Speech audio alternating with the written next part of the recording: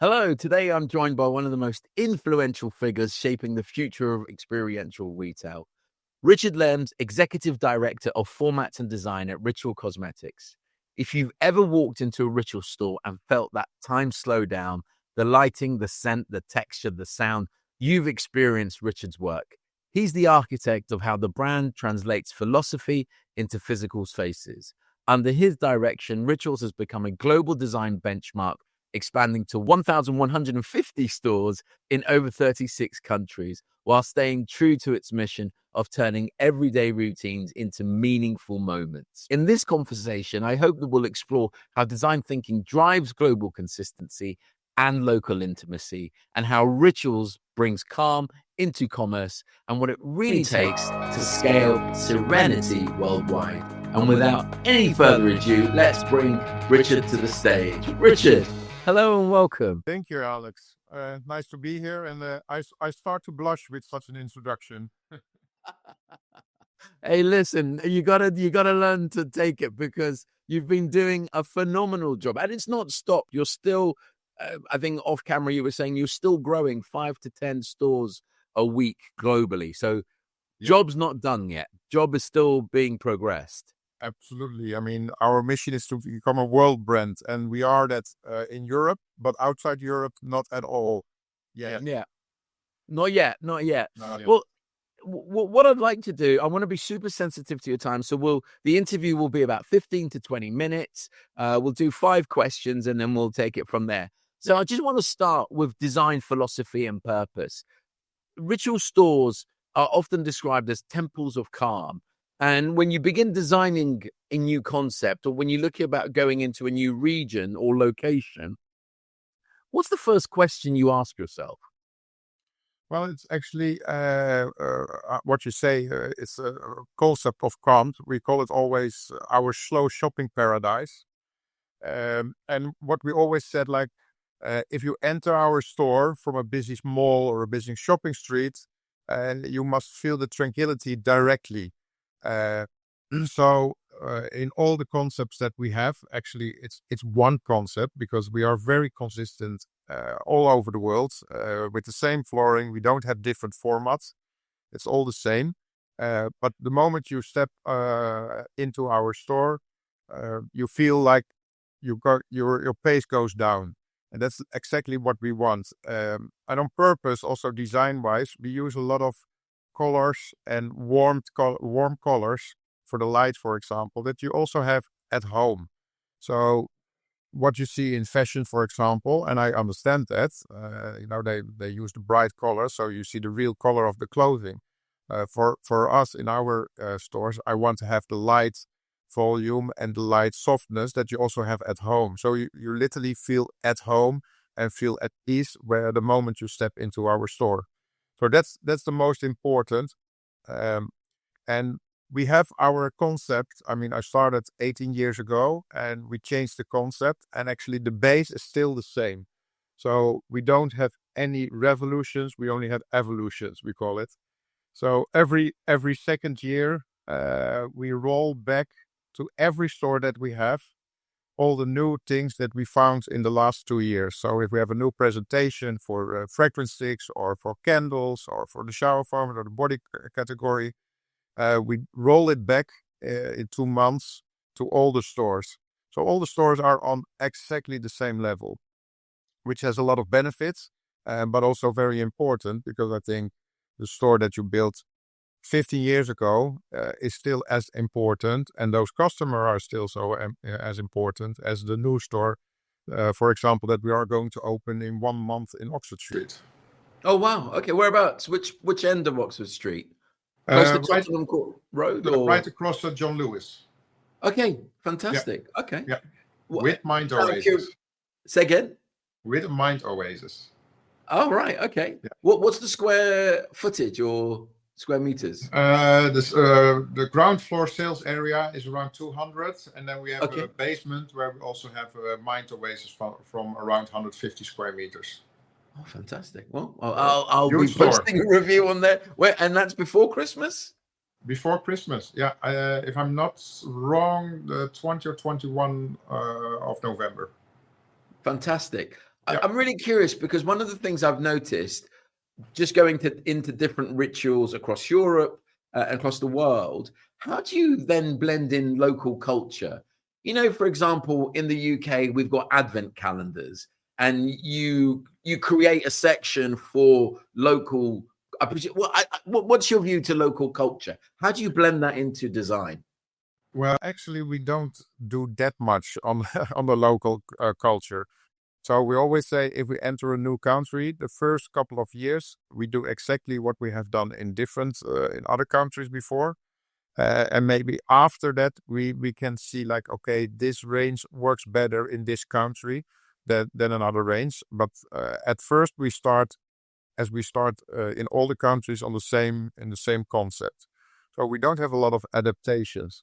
And of course, you see, for example, a good example, the advent calendar. What you say, it's in the English-speaking countries, it was much more common than in the Netherlands or in Germany, etc. But the funny thing is, because we also brought it there, and I think, I mean, advent calendars were there already, but we made them big, and I think a lot of other brands followed us. So we took actually the idea of what you see in the US and in the UK with advent calendar. It went really well in the UK, but we also brought it in all the other countries, and it's also a big hit there. Another example we have with the products for Eastern. Eastern is very big in Germany. In other countries, not so big, and also in Poland and the more Eastern European countries. But we have a beautiful product, a beautiful presentation, and now it's also a big hit also in the UK, for example, or in Apple. So we love our advent calendars. Yeah. And if you love rituals, there's no, what better gift every day? You come Yeah. down, you open one, and you get a gift. I'm just curious, you whether or not you personally have invented it, but in terms of how you mentioned House of Rituals and Mind Oasis, um, there's lots of creativity in these concepts. How do you decide when a design innovation is ready to scale? So you've already said when you go in, you sort of take your base model. This is what we're famous for. We'll bring that in. Yeah. Like I noticed in some of your stores, you have sinks and beauty stations where people can, have an experiential. How do you decide that? Well, I mean, we are always in the store. Every week, I'm somewhere in the world, mainly Europe, of course, in the store, and also my team. Because I mean, you speak about me, but it's of course my whole team that working on that. It takes a village, as they say. Absolutely. And House of Rituals is literally 5 minutes away here from our office and also from my house. And so it's quite annoying for my wife because even in the weekend I always pass by to see how it is. Uh, so we are very critical. Besides, I mean, we are not pessimistic, but we're always very critical. So even when we open a store, I'm there, we think like, okay, what can we do better? And we not only think about it, but we also do it. Because I think a really big difference between us and a lot of other retailers is actually that we are not a retailer. We are building a brand.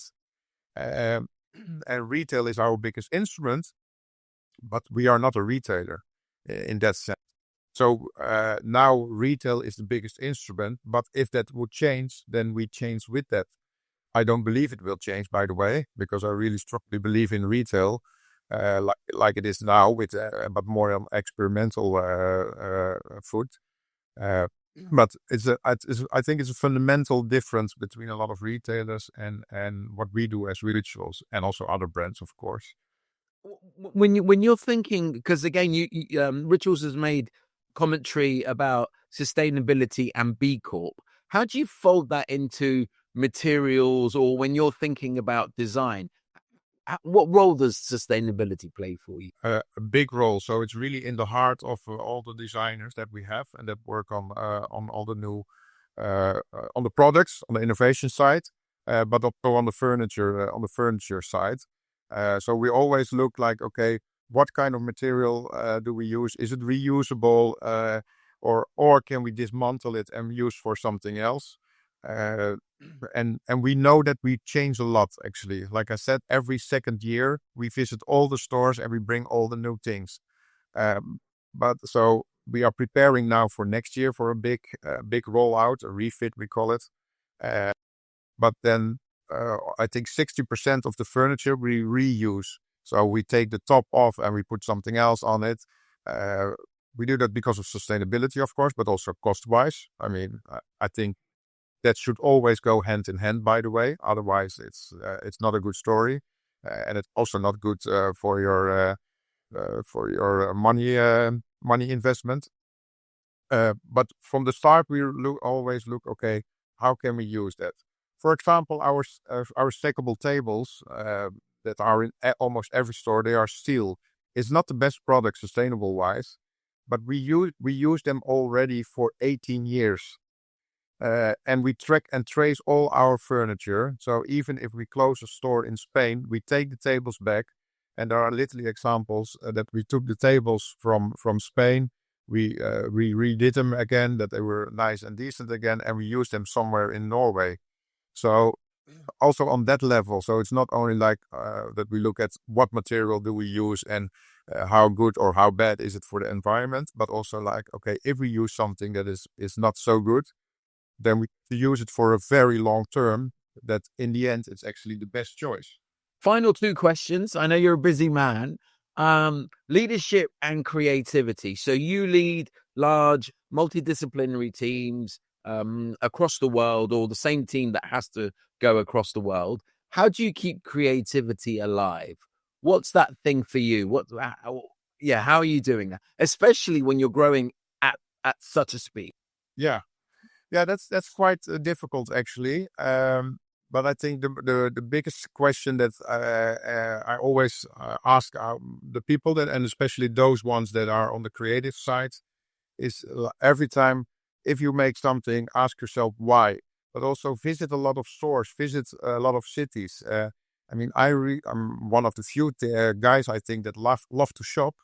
But I always look different, of course, at stores, and it doesn't matter where you are. If you are in a garage showroom for cars, or in a shoe store, or in a bakery, I always wonder. I always have the why questions. Why have they done that?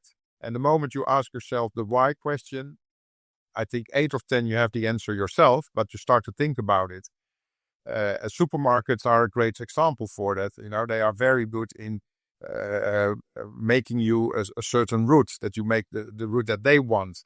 At the moment you ask the question, why do they have the vegetables in the front? Why do they have the bakery in the back side? You can also think about, okay, how can I use that in my store? So we do the same. For example, I mean, the Sakura is the best running line, and we are famous because of that. So in mature countries, say, okay, put the Sakura line in the back of the store, because people will come for that line. But in new countries where no one knows us, or where we don't have that much brand awareness, we say, okay, we have to put it in the front because people recognize it. So, and actually that idea, or that philosophy came literally because I was literally walking in the supermarket, like, okay, why are they doing that? I know the answer. Hey, how can we use that also in our store concept? So we're constantly learning. We also started now 2 years ago in China, the first stores. And what we like here in Europe is the stores that are quite deep. So you enter and you start to feel really detached from the shopping street or from the mall. Or what we see in Asia, or especially in China, that people are quite shy to enter a store and don't walk in the end. So now we prefer, if it's possible, more wider stores that are not so deep instead of smaller stores that are deep. Yeah, okay. Yeah, I mean, I was in Shanghai last year, and you've explained why in the two. I went to a few, because beauty is such an exploding and this is my last question. Beauty is such an exploding category globally. I was curious that, how is Asia, the Shanghai beauty experience? And the two Summer Garden, I can't remember it. They have a flagship store. You go in and there's a little room. Basically, you don't go straight into the store. You have something before you come into it.